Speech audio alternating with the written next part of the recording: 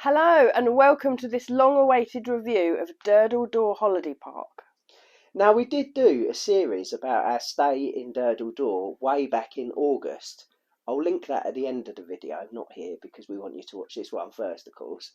But we did hint back then that there were a few flaws with our stay. And that's where this video comes in, so let's get on with it. Let's roll the titles.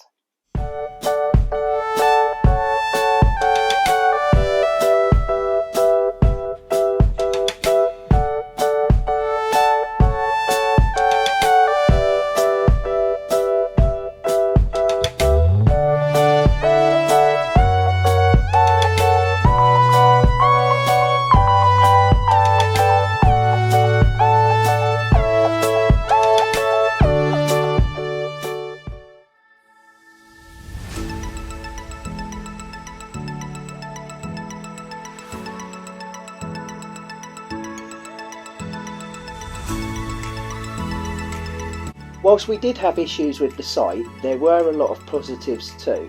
So we'll start with them because we want to give you a full rounded view. Obviously this is only our experience, but we want to equip you with both to make the decision as to whether the campsite would be right for you. The main positive is the location. Lots of easily to walk to places and the scenery.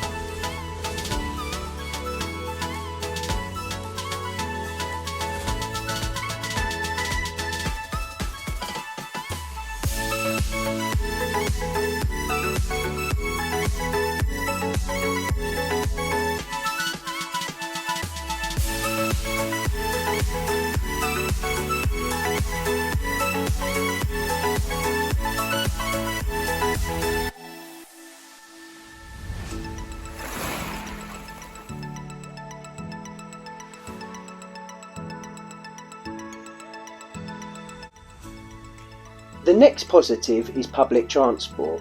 There was a bus stop outside the campsite with buses every single hour in each direction. We got the bus to Poole, Swanage and Weymouth, meaning we could leave the van set up on site.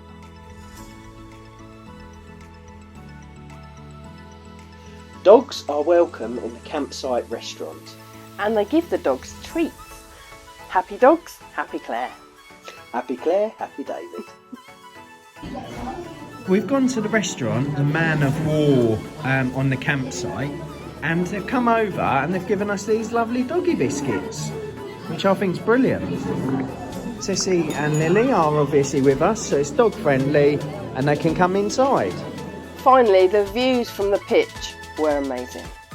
But that's only after 6 PM and before 9 AM in the morning, and that is where our issues with the campsite begin.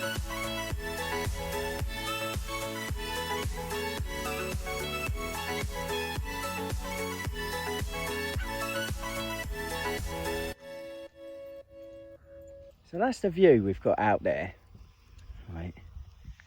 And that, as I pan round, is the car park in front of the campsite. And that is where Varney's parked. So at the moment, that is gorgeous. But I'll show you it later when it gets busy. You see this car park full, and in effect, you just become part of the car park. There is nothing special about your view because all you're looking at is the sea through a field of cars. So this is what I was saying earlier. Obviously we did have a gorgeous sea view, but now you in effect end up being part of a massive car park with all of those cars in front of you blocking the gorgeous view. The other thing is, where it's not actually fenced off, you kind of feel like you're part of the car park. So if I had a little picket fence or something like that, just segregating it, it would have been quite nice. It's important to mention at this point that the pitches are far from flat. with many people having to use both ramps and also gigantic breeze blocks which were supplied by the site. The pitches are also unallocated, which means if you go off site, when you come back, you're not guaranteed to get that same pitch. Our next gripe is with the restaurant. Now, whilst the restaurant did allow our dogs, which was great, hopefully the next few clips will elaborate on our issues with the restaurant. So that's the other thing that confuses me here. You got a sign on the door that says that they do breakfast. But this is the third day on the trot we've been down here and they're closed. Puzzled. So, you can see behind me, the restaurant is not full. But we've just been told that it's going to be between 45 minutes and an hour for food. We haven't got anything else in the van. I'm desperate for pizza, so I've had to go with it. But we'll see what happens. But we do have cider on the plus. So you just come back from the toilet, Claire. What's the toilets like? Not great. It's like the ladies. It's like one massive disabled toilet. That's it. The lock barely works. There's no toilet roll in there whatsoever. And there's a sign on the door saying, "Our staff are here to help, but we are not here to clean up after you. But you could at least stock it with toilet roll." Not good. My next gripe is the distance to the facilities block and also the dilapidated state that I believe they were in. So the other problem with the toilet block being quite a long way away is that it also means that the L-Sand disposal point's quite a way away. So I'm currently taking my toilet for a walk all amongst all these nice caravans. They don't want to be seeing me walking my toilet past. Van life ain't all glitz and glamour. I'm about to see some stuff I don't want to see.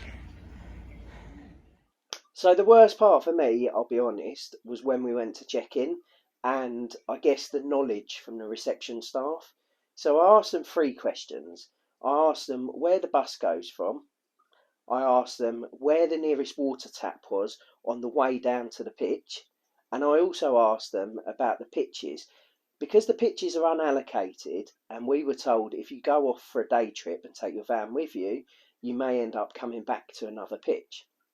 So with the buses, they told me the incorrect location to get the bus from. They told me that it was in a lay-by within the campsite, which it wasn't. And if we'd have stayed there and if we'd have actually waited for the bus there, we would have missed the bus. So I'm glad that I went on the website of the bus company and I actually found out the correct location. Secondly was the tap issue. So they said to me that they believed that there might be a tap on the way down there. That was one of the members of staff. They said they didn't know where, but they said once we got down there, they said there would be other staff to direct us and they could tell us where the tap was. Now, considering it was a one-way system to get down there, we would have had to have gone back on ourselves and come back away from the pitch if there had been someone to direct us. As it so happened, there wasn't even anyone to direct us. The other member of staff then interjected and said that they believed that there may well be taps on each of the pitches. We took their word for it and headed down to the pitch, hoping to find a tap on the pitch. There wasn't. There is a tap that is behind all of the pitches, meaning that I had to do about 6 or 7 trips with big water bottles, emptying them into our tank, which was far from ideal and could have been resolved by the staff being knowledgeable about where the taps were. Now, the final question that I asked was regarding the allocation of the pitches. I said that would we be able to leave furniture on the pitch, such as our fold-out sofa and our table and chairs, because then this would mean that we could come back to the same pitch. Now, neither members of staff knew the answer to this, and one of them was, I would guess this is resourceful, and went on to TripAdvisor. TripAdvisor had reviews from other people saying that they'd left stuff on the pitch which had disappeared. Again, the problem with those pitches is because it's not sectioned off from the car park, if you do leave anything on the pitch, then anyone could help themselves to it. So even if there were CCTV cameras up there, maybe a little picket fence, something like that, just segregating it from the car park, that would work well.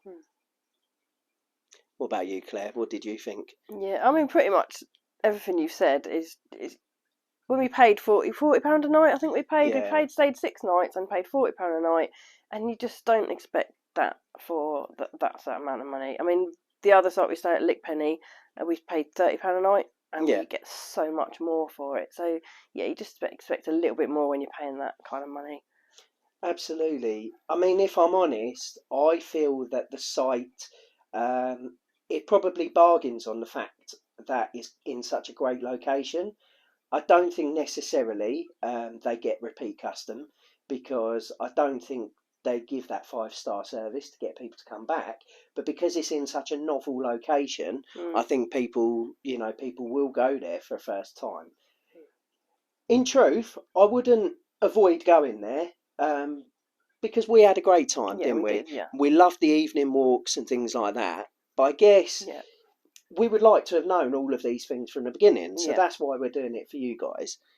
Anyone that knows us would know that we don't do negative reviews in general, do we? Don't like to, no. Someone's business, and it's not nice. And our experience is not necessarily going to be everyone's experience. And also, we just commented on the touring part of it. Yeah. So obviously, they've obviously got caravans that you can hire out there, and that site actually looked really good. And I'm sure other people's experience will be maybe better than ours. But yeah, we just wanted to be truthful. Yeah. Yeah. Absolutely. So yeah, we ummed and ahed about whether to do this video, but we decided in the end to do it. But hopefully you've enjoyed it. Hopefully it's given you a bit of a rounded view. Thanks for watching, and we will see you soon.